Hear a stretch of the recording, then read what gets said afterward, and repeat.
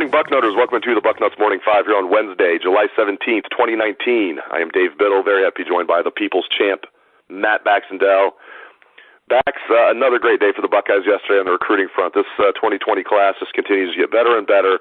The Buckeyes landed high four-star safety, Lathan Ransom.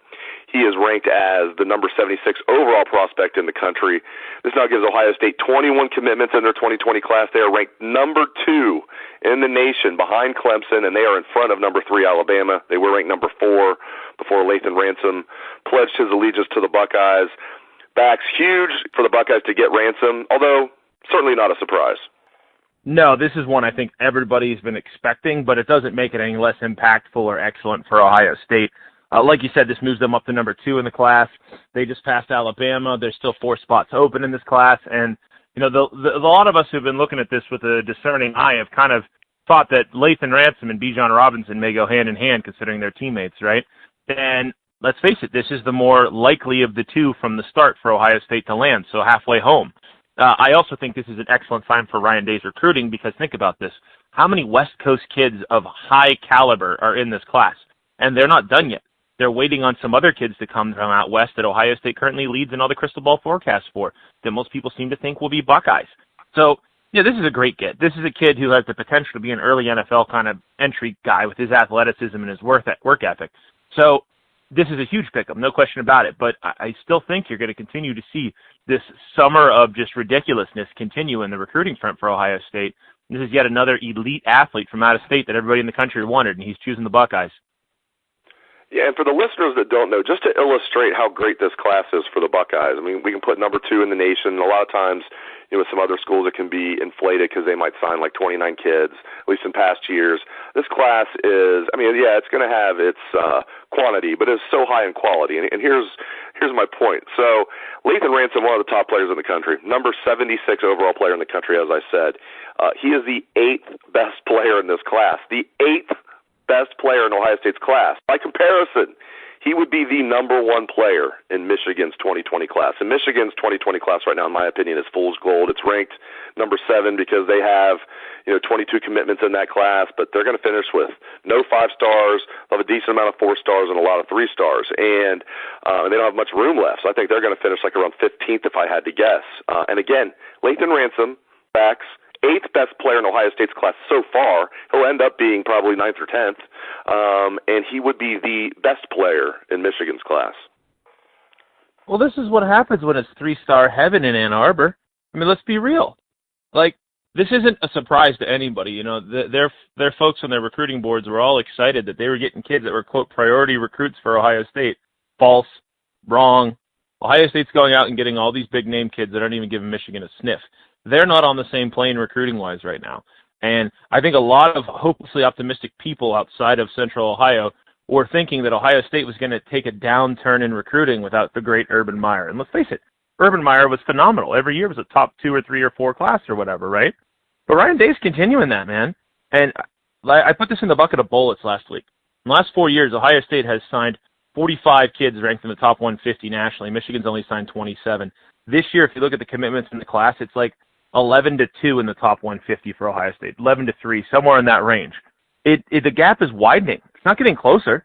I don't really think that you're going to see their class end up any higher than 15th because, frankly, the difference between their class and Minnesota's is like 3 kids.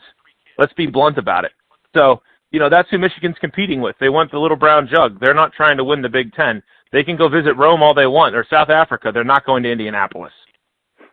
Yeah, they've been to Paris, Rome, going to South Africa, still haven't been to Indy. And I know a lot of people think they're going this year, but I certainly disagree. Insane, crazy, yeah, stupid. Yeah. Big Ten Media Days begin tomorrow. I can't wait.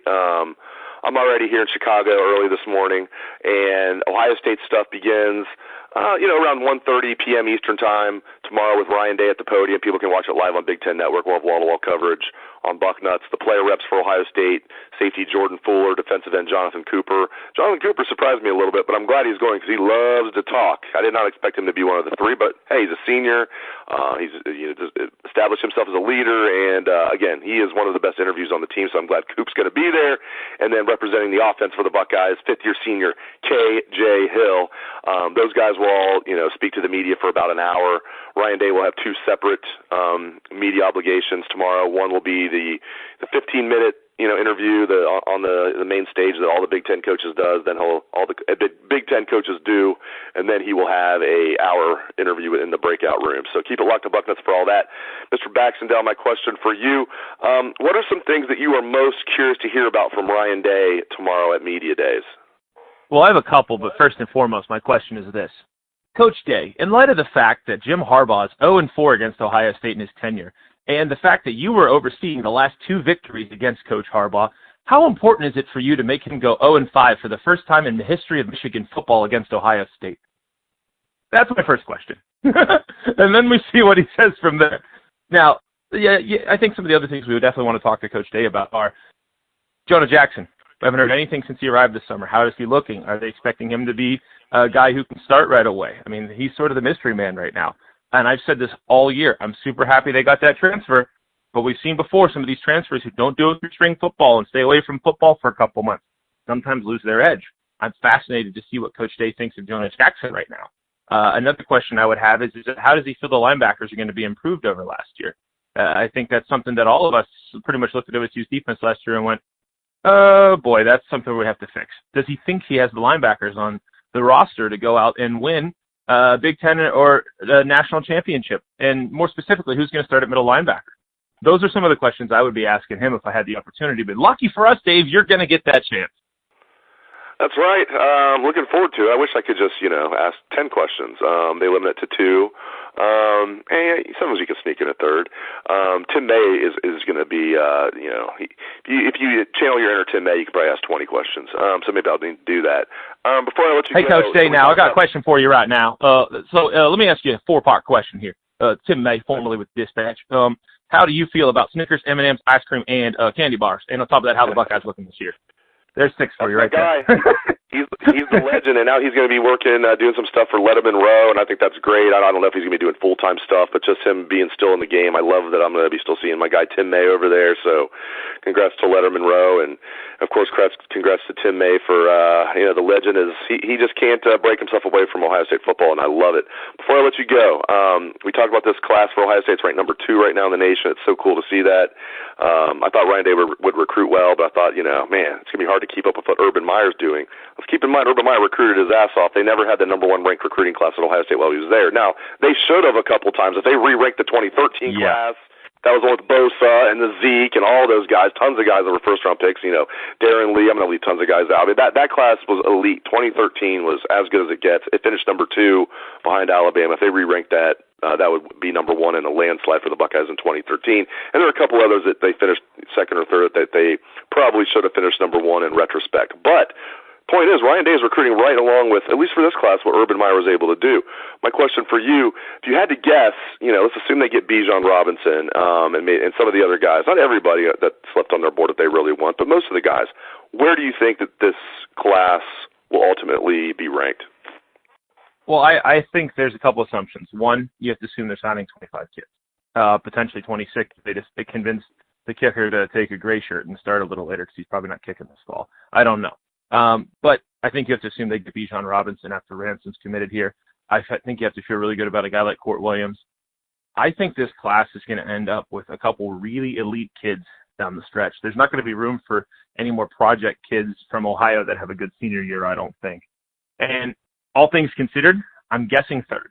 I think Clemson's class just is so top-heavy, and by the time they end up filling up, they're going to end up passing them the 24/7 composite. And I think Alabama always picks up 2 or 3 5-star kids the week of signing day. You have to expect that bump for them, too. So I think those are the 2 classes that are going to edge out Ohio State right now. But I'm not ruling out Ohio State catching them. If you have somebody like an Elias Ricks that flips to OSU down at the end, and that's your last commitment, then you're in amazing shape to push yourself to second or even first. So it's going to depend. Do they fill out with a really good 4-star kid, or do they fill out with a couple more 5-stars and catch Clemson? I don't know. But I also want to say that I agree with you completely. Urban only had the number 2 or 3 class a bunch of times here. What was it, 3-4 years? He had the highest average star rating, and just because he didn't sign 27 kids is the only reason that wasn't the top class. So Urban Meyer's recruiting, there's no retconning this, folks. His recruiting was as elite as elite is. Plain and simple. And the fact that Ryan Day's in the same stratosphere right now is mind-boggling. And we got to give a shout-out to Mark Pantoni. I mean, he's the common denominator, and Mickey Marotti having him around hell. So Mark Pantoni, especially for recruiting, he's been the common denominator, and he is, he's not one of the best in his business. He is the best in his business. So the Buckeyes are fortunate to have Mark Pantoni, and we are fortunate to have the People's Champ, Matt Baxendale. I appreciate it, Bax, and thanks to our listeners for tuning into the show. Again, wall-to-wall coverage of Big Ten Media Days on Bucknuts starting tomorrow. Everybody, I hope you have a great day. Go Reds. Let's show the Buckeye swag, best damn band in the land.